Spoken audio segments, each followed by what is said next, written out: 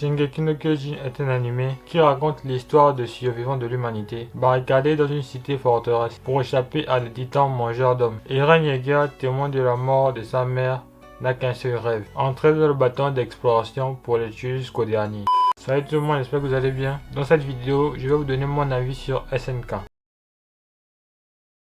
L'histoire est juste extraordinaire pour deux raisons. Une, quand on regarde les deux premières saisons, on ne peut pas se douter de ce qui va se passer. On ne sait pas à quelle époque on se trouve. Plus on avance, plus on a des réponses à nos questions. C'est ça le truc, c'est vraiment graduel. Avec des épisodes se terminant toujours au pire moment, au moment le plus intense. Moi j'ai regardé la saison 1 vraiment au début, quand ça venait à peine de sortir. Ça me rendait fou parce que je devais attendre le lendemain pour découvrir un nouvel épisode. En parenthèse, c'est quand je regardais les animés sur Game One. Les vrais savent. 2.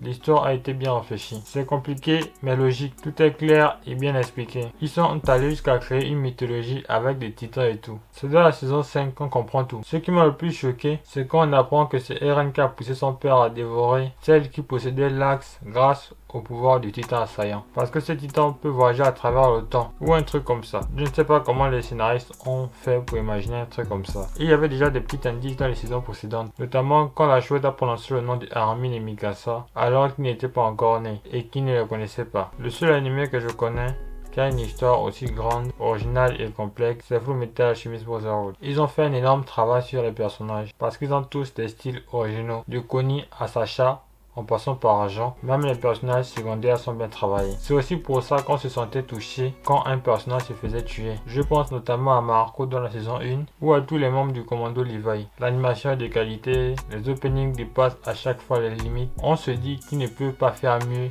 et ils le font. Je pense notamment à l'opening 5 qui est juste magnifique parce qu'on a un résumé des choses qui vont se passer dans la saison. La musique amplifie et accompagne bien les actions. Moi j'ai versé une petite larme plusieurs fois en regardant cet animé, notamment quand le major Erwin s'est sacrifié. Pour les tenues des soldats, ils auraient pu faire pareil que ce qui existait déjà. Bah non.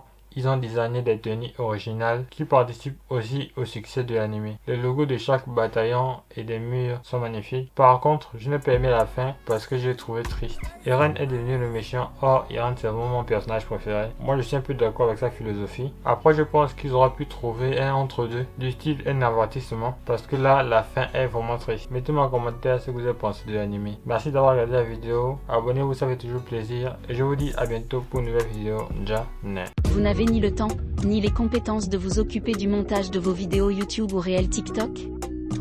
Je suis monteur vidéo et je pense pouvoir vous aider à gagner du temps, produire plus de vidéos et augmenter votre nombre d'abonnés grâce à un montage dynamique et original comme le font ces célèbres youtubeurs et tiktokers, Skizzy, Inoxtag et Natou. Contactez-moi sur mon compte Instagram, ok2imonteurvideo ou par email, ok2imontagevideo@gmail.com. J'ai hâte de monter pour vous. À bientôt.